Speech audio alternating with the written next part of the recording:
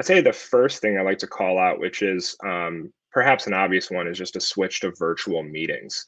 So we asked folks before the pandemic, how often were you meeting? Were you meeting only in person, a hybrid of both virtual and in person, or only virtually?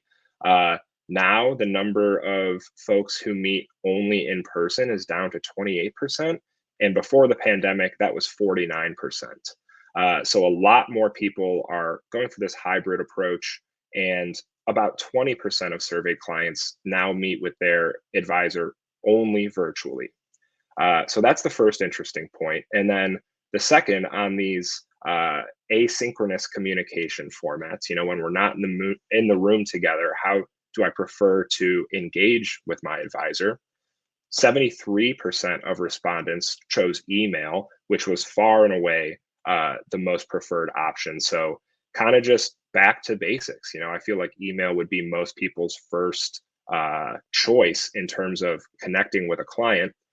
45% said phone call, 35% said text message, which I thought that was actually surprising to the high side, where, hey, maybe about a third of your book of business would prefer or would be open to receiving a text update via, actually picking up the phone and calling them.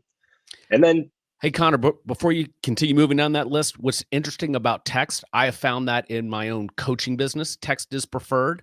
And the team over at Snappy Kraken, I mean, they figured this out a little while ago. And the data there is very clear. Your clients want to communicate with you via text message.